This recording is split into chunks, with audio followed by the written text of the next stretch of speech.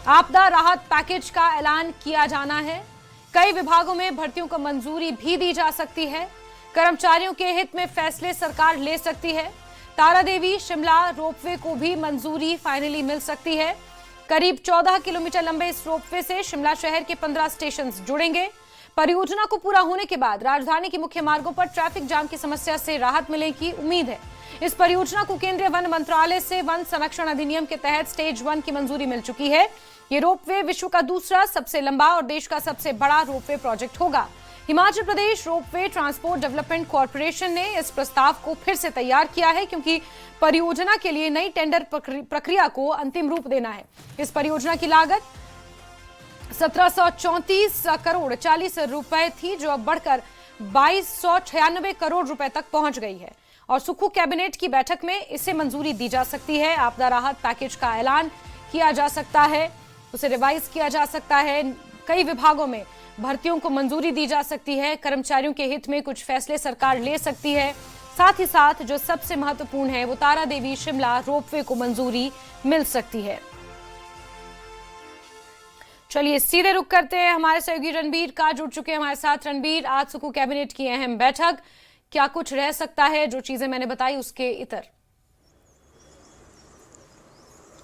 जी हाँ जास्मीन, देखिए अभी जो जानकारी निकल कर आ रही है, जो कैबिनेट बैठक का जो मेन एजेंडा है उसमें सबसे पहले जो है आपदा राहत को लेकर जो राज्य सरकार की तरफ से पैकेज दिया जाना है उसको लेकर एक प्रेजेंटेशन दी जाएगी। उस पर जो है मंथन किया जाएगा और उसके साथ ही ये तय किया जाएगा कि कहाँ से इसकी शुरुआत करनी है। जैसे मुख्यमंत्री ने पहले भी कहा था कि मंडी में राज्य सरकार जो है विचार करेगी, तो जो कैबिनेट में जितने मंत्री हैं उनसे इसमें राय ली जाएगी और इसमें एक विस्तृत प्रेजेंटेशन दी जाएगी, क्योंकि आपदा राहत को लेकर राज्य सरकार पर जो है बहुत सारी जगहों से सवाल उठ रहे हैं कि जो प्रभावित है उन्हें जो है मदद अभी तक नहीं मिल पाई है। तो किस तरह से कहां से शुरुआत की जाएगी और पैकेज कितना होगा, ये बड़ी बात है। और जो मुआवजा राशि जो 2023 में जो घोषणा की थी उसी के तर्ज पर इस बार भी मुआवजा राशि दी जाएगी। तो सबसे महत्वपूर्ण खबर तो इसी से जुड़ी हुई है, जो जानकारी निकल कर आई है मुख्यमंत्री की तरफ से। पहले भी इस बारे में जो है बताया गया है कि इस पर चर्चा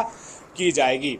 और इसके अलावा राजस्व विभाग के कुछ मसले हैं, शिक्षा विभाग के कुछ मसले हैं, स्वास्थ्य विभाग के कुछ मसले हैं। बहुत सारे एजेंडा आइटम है जिन पर आज चर्चा होनी है। देखना होगा कि किस पर कैबिनेट की सहमति बनती है, मंजूरी बनती है। और जो मुख्यमंत्री की जो बजट घोषणाएं हैं उनको लेकर भी जो है आज कैबिनेट अपनी मंजूरी दे सकता है।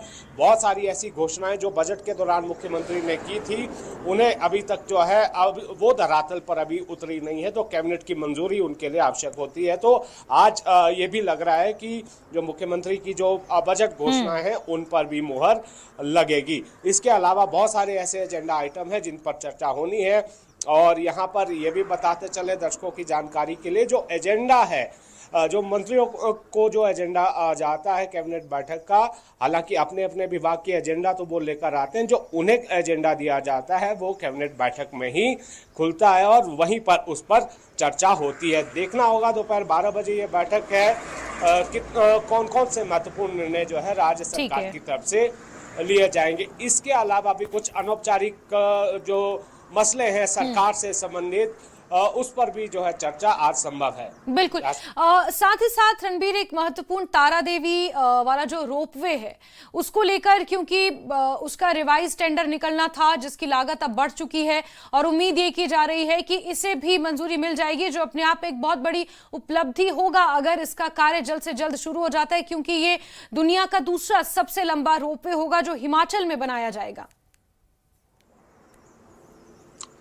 जी हाँ, देखिए जानकारी तो इसको लेकर है, लेकिन जिस तरह की स्थिति हिमाचल प्रदेश में अभी बनी हुई है, खासकर आपदा प्रभावितों को राहत राज्य सरकार की तरफ से दी जानी है। अब देखना होगा कि क्या आज की एजेंडा आइटम में इस पर जो है क्या मोहर लगेगी या नहीं, ये देखने वाली बात होगी। लेकिन इतना जरूर है कि इसके साथ साथ जो दूसरे प्रोजेक्ट लगने हैं रोपवे से ही संबंधित, उस पर भी चर्चा जो है आज संभव है, ऐसी जानकारी निकल कर आ रही है। ठीक है रणबीर, बहुत बहुत शुक्रिया हमारे साथ जुड़ने के लिए, तमाम जानकारियों के लिए।